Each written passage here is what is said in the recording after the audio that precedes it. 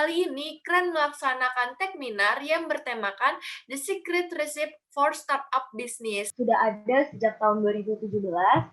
Di tahun 2017 ini kita memulai tidak langsung untuk marketing, tetapi kita mulai dari membuat buku anak-anak. Kenapa kok kita mulai dari buku anak-anak? Karena waktu itu pada tahun 2017 kami menemukan masalah kalau anak-anak Indonesia itu lebih tertarik untuk belajar menggunakan gadget dibandingkan buku. Sedangkan waktu 2017 itu lagi booming-boomingnya Pokemon Go, kalau misalkan masih pada ingat.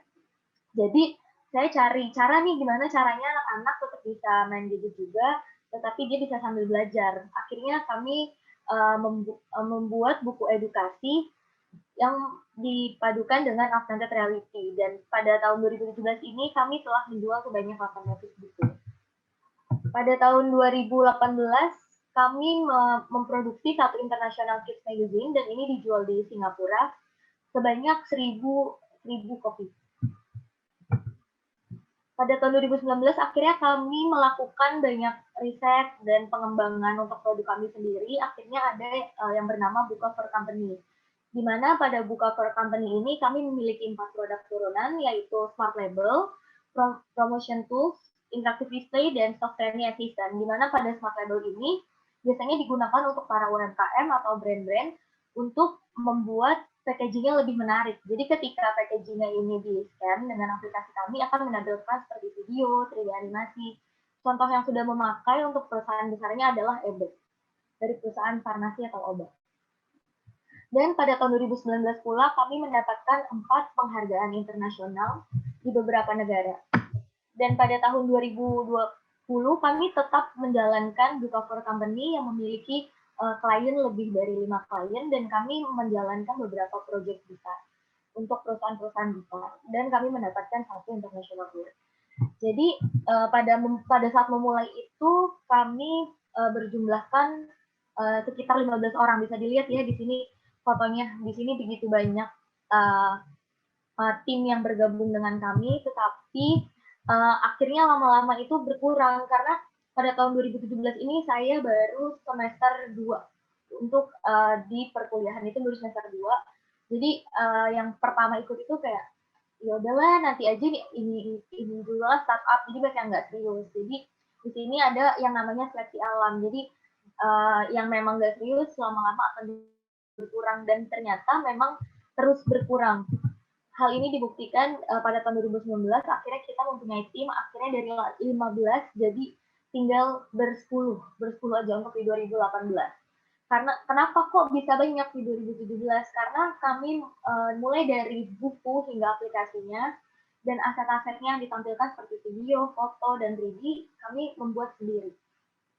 Di 2018 kami mempunyai kesempatan untuk mempresentasikan pitch deck tentang startup kami dengan Reno Barak dan pada tahun 2019 kami mendapatkan kesempatan untuk melakukan eksibisi internasional dan mendapatkan beberapa penghargaan. Ini adalah salah satu momen kami di mana kami di-coach langsung oleh profesional yang bekerja di Microsoft. Dan kami juga telah mengikuti beberapa pameran teknologi yaitu Tech Indonesia. Kami sudah 2 tahun berturut-turut mengikuti pameran tersebut. Dan pada tahun 2020 kami aktif untuk mengikuti acara dengan Kemnaker, di mana Kemnaker ini telah mempunyai program untuk mendukung UMKM Indonesia khususnya pada mahasiswa. Berikut adalah negara-negara yang sudah kami capai untuk mempunyai klien dan beberapa pengenalan untuk augmented reality sendiri dan eksibisi yang telah kami ikuti, di mana diantaranya adalah Singapura, Thailand, Filipina, Manila, dan Malaysia.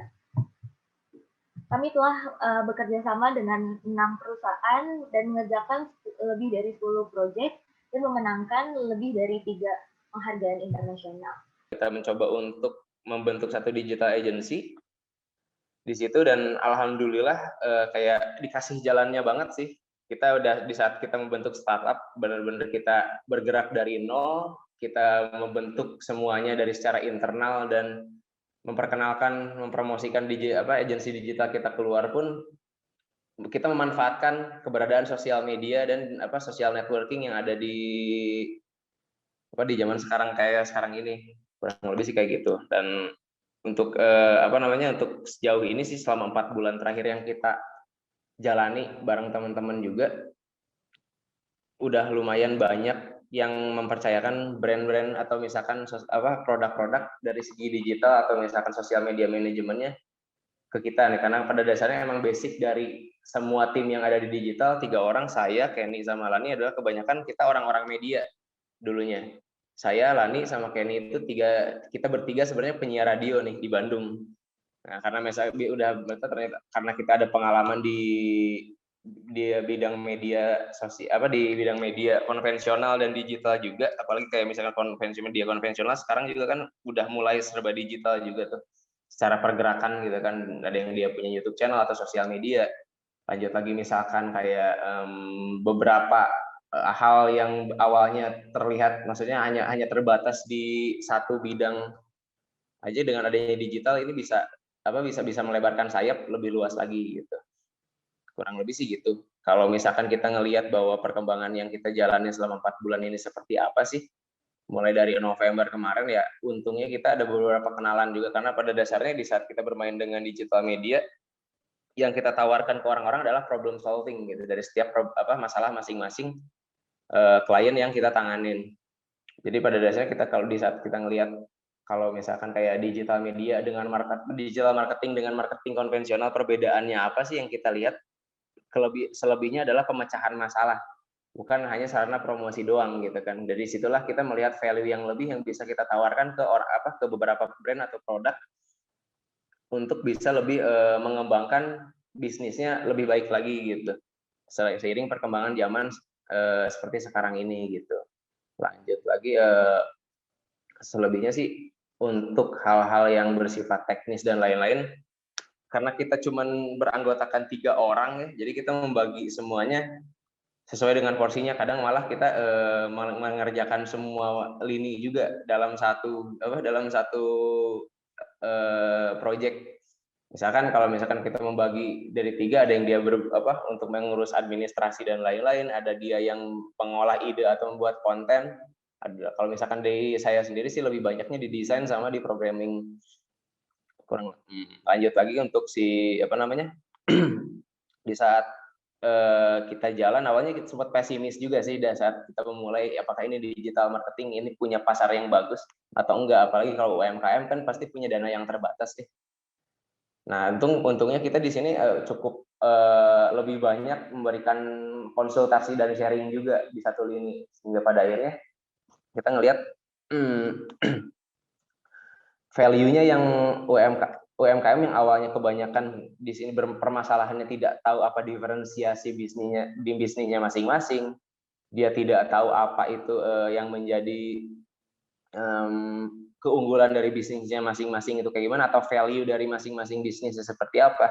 Dengan adanya digital marketing dan barang digital marketing agency, kita memulai semuanya secara pelan-pelan dan ngasih tahu ke para pelaku UMKM untuk lebih aware lagi dengan adanya digital. Karena pada zaman sekarang mau tidak mau ya, karena kita ngelihat bahwa hampir semua aktivitas yang kita lakuin nggak bisa lepas dari aktivitas digital gitu kan. Hampir semua orang pegang smartphone lah minimal setiap hari gitu kan, dan nggak bisa lepas gitu kan. Kalau misalkan ada orang yang bisa lepas dari smartphone juga pasti agak uring-uringan juga gitu kan, karena mungkin aktivitasnya banyak terjadi di digital media. Apalagi dari masa pandemi kayak gini kan kita tidak bisa bebas bergerak. Dengan adanya digital media kita punya ruang-ruang baru nih yang bisa kita manfaatkan. Nah, di situ sih value yang kita kasih ke banyak UMKM, pada akhirnya ya alhamdulillahnya sampai sekarang kita banyak dipercaya untuk memegang beberapa brand-brand yang cukup punya nama juga di Indonesia, walaupun maksudnya masih perlu dibenahi lagi dari beberapa sisi gitu. Secara gambaran besar, Dialokal sendiri adalah sebuah startup yang bergerak di bidang pariwisata. Nah, mengapa kita bergerak di bidang pariwisata? Karena seperti yang kita tahu bahwasannya ada banyak sekali macam-macam startup di Indonesia. Nah, di lokal sendiri kita mengambil sektor di pariwisata karena kita melihat ada potensi dari yang dimiliki oleh Indonesia yang belum istilahnya terlalu banyak dikenal oleh ranah internasional maupun di nasional. Nah, di lokal sendiri kita fokusnya adalah untuk mengembangkan kawasan-kawasan ekoturism di seluruh Indonesia yang harapannya ketika kita mengembangkan dan mendampingi ini, teman-teman di desa-desa wisata dan teman-teman pemilik destinasi ekowisata itu bisa semakin dikenal oleh khalayak di nasional maupun internasional. Oke, untuk singkat ceritanya, visi di lokal sendiri adalah sustainable tourism for everyone. Harapannya ke depannya dari startup di lokal ini kita bisa menciptakan pariwisata yang sustain. Sustain di sini ada banyak ya aspeknya. Jadi pariwisata itu tidak hanya yang datang lalu pergi, pariwisata itu tidak hanya datang lalu tidak memberikan dampak positif bagi orang yang didatangi maupun orang yang setelah datang ke sana, tetapi harapannya di lokal ini adalah pariwisata yang bisa membuat tanggung jawab kepada pelaku wisatanya sekaligus memberikan dampak kepada para wisatawan yang datang ke wisata tersebut. Jadi untuk di lokal sendiri fokusnya adalah kita menjaga ekosistem alam, yang kedua adalah kita menjaga ekonomi dan budaya dari masyarakat, dan yang ketiga kita mengajak teman-teman untuk bisa bertanggung jawab terhadap lingkungan. Oke, untuk di lokal sendiri awal mulanya kita waktu itu ada Mas Wildan dan teman-teman. Jadi singkat cerita, jadi kalau misalnya teman-teman ingin membuat startup, nanti bisa dijadikan referensi juga. Untuk awal mulanya, idenya ini adalah dari Mas Wildan, selaku CEO kita. Beliau bisa dikatakan adalah aktivis kampus yang concern terhadap startup ketika masih menjadi mahasiswa. Jadi beliau sempat ikut beberapa kompetisi internasional, salah satunya ada di Istanbul, ada di Madrid, dan juga ada di beberapa negara lain. Dan beliau memang suka dengan kegiatan pariwisata. Basically, Mas Wildan ini adalah seorang IT ya, basicnya adalah IT, tetapi suka jalan-jalan, seperti itu. Jadi, Mas Wildan concern di membuat sebuah aplikasi atau membuat sebuah tools untuk kegiatan pariwisata. Nah, singkat cerita, di tahun 2019 saya bertemu dengan Mas Wildan, karena kalau saya sendiri sebagai co-CEO, ya itu tadi tugasnya adalah menggantikan Mas Wildan ketika Mas Wildan tidak bisa atau bergalangan hadir. Jadi memang basically saya bukan orang IT, saya sendiri adalah orang pariwisata, sehingga ketika Mas Wildan datang, jadi awal ceritanya di lokal itu namanya adalah Gitnesia. Jadi Gitnesia ini hanya sebatas ide dari mahasiswa yang diikutkan di berbagai ajang kompetisi. Kemudian bertemu dengan saya di tahun 2019 awal, yang basically saya adalah orang pariwisata. Akhirnya kita brainstorm di sana nih. Mas Afif, gimana sih kira-kira bisa menjadikan arah pariwisata itu lebih baik dengan adanya sentuhan teknologi? Akhirnya kita brainstorm di sana, dan alhamdulillah di awal 2019 terciptalah di lokal dengan pertimbangan dan konsep yang kita padukan antara teknologi dengan pariwisata. Sehingga kita menemukan bahwasannya ada sebuah potensi besar di Indonesia, yaitu di desa wisata, yang harapannya dari desa wisata ini kita bisa mensejahterakan masyarakat dan memberikan pengalaman yang luar biasa kepada wisatawan. Itu gambaran singkatnya tentang Delokal. Jadi memang untuk idenya sendiri ini terbangun dari semangatnya teman-teman ketika masih mahasiswa. Kemudian setelah lulus itu kita bertemu, dan ketika bertemu itu kita membahas banyak tentang bagaimana sih arah pariwisata itu di Indonesia itu seperti apa, dan bagaimana supaya kita tuh bisa menjadikan pariwisata itu sustain.